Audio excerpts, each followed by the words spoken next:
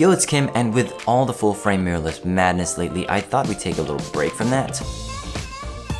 Here's a long-term review, a blast from the past, of a lens that's very close to my heart, so close in fact I often forget it's there, of the Olympus 17mm 1.8. It's taken me a long time to gather my thoughts about this lens, maybe because it's such a polarizing lens. On one hand, it's a good premium offering from Olympus in the $500 range. It's got a premium build with a cool clutch mechanism, its optical quality is excellent, and it's my most used lens. On the other hand, it's an outdated lens in the sense that there's competition for this lens that didn't exist when it first came out. The Sigma 16mm 1.4 and the Panasonic 15mm 1.7 come to mind. The Sigma offers an extra half stop-alike for $50 less, and the Panasonic offers sharper results for $50 more. So in 2018, is the Olympus 17mm 1.8 still a good buy? In terms of build, this ranks among the best.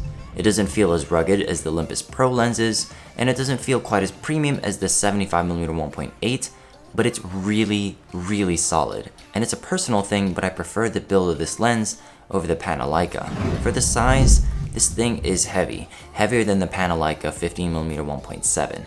But obviously, it's still pretty small and light compared to similar lenses in other systems. There's a rib portion right near the bottom of the lens to give you a better grip when you're changing lenses, and that makes a big difference to someone like me who often switches lenses.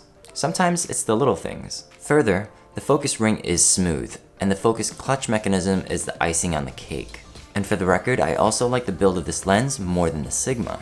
And I know someone might say the Sigma is weather sealed, but to someone that doesn't care about that feature, it makes no difference. Overall, the build of this lens is excellent, and I can't really fault it other than the fact that it's not weather sealed. Moving on to optical quality, let's start with sharpness. In terms of DxO mark, this lens puts out a good score for a lens of this price, but I wouldn't confuse this lens with the sharpest lenses in the system. Now in real world usage, you're probably going to see minor differences between this and the top tier lenses like the Panasonic 15mm 1.7 or the Olympus 75mm 1.8, but if you don't pixel peep, you're hardly going to see a difference. When it comes to video, I mean, you won't be telling this lens apart from any lens that's sharper. Generally, that's just how it is with video on these mirrorless systems. My rule is that if I can hardly see a difference in the sharpness of a lens, then my clients probably can't see it either, so it's not worth getting something sharper, at least for now. So in terms of sharpness, this lens definitely passes my requirements, but don't confuse it with the top tier lenses. In terms of contrast, I find that Olympus lenses don't offer the same level of contrast as Lumix lenses. I'm not sure why, but it doesn't bother me. I'll just add a bit of contrast in post to match the images. Beautiful out of focus rendering is subjective, but I definitely feel like Olympus has an edge over Panasonic lenses. There's just something about how smooth and subtle the out of focus area is compared to Lumix lenses, and it's hard to describe. So for out of focus rendering, even though this is a wide angle lens and you won't be buying it for the bokeh, this lens actually excels. Now in terms of usability, I won't talk about it too much because I've already talked about it in this video, but this is my most used lens. I use it for almost everything. It's my general out and about lens. It's the lens I use most on paid shoots. It's with me handheld and it's on my gimbal. I use it for everything. Generally, prime lenses with this focal length are so versatile because they're wide enough to get everything in while having minimal distortion. Now having said that, you can still distort things with this lens, which I occasionally do for effect. Like I said, it's a versatile lens. Great, so this lens is awesome, right?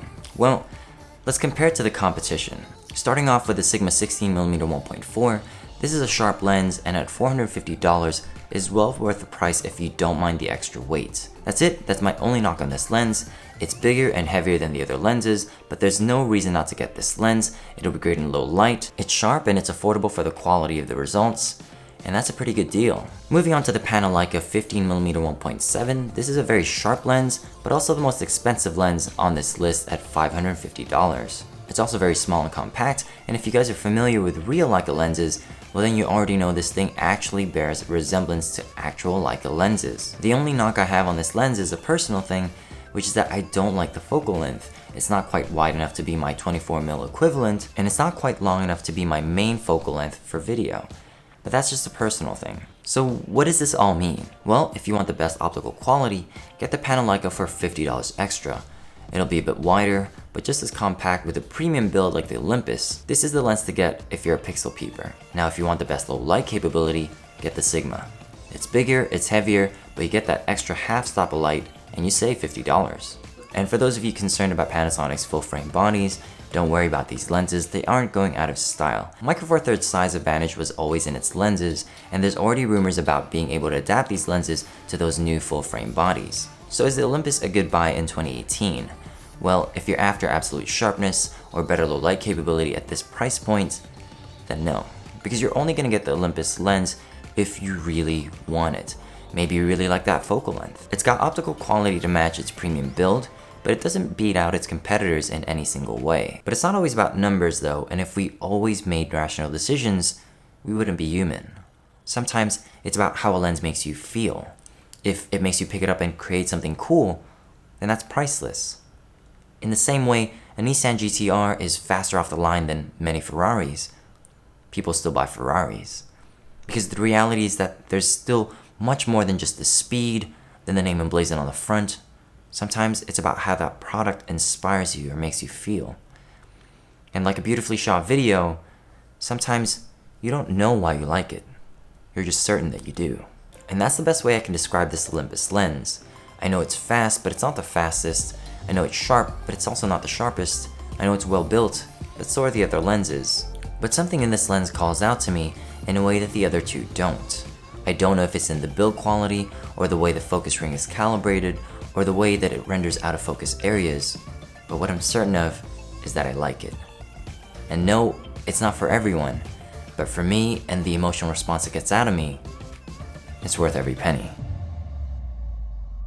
Okay, longer video this week, and kudos to you guys for sticking till the end, but it actually took me a really long time to make this review, because I wasn't sure what I thought about this lens until I really sat down and thought about this lens. In other news, we just passed 1,000 subs this week, so thank you guys. Thank you for all your support. I don't know how you guys even found my channel, but thanks, and I hope you enjoy our little community here.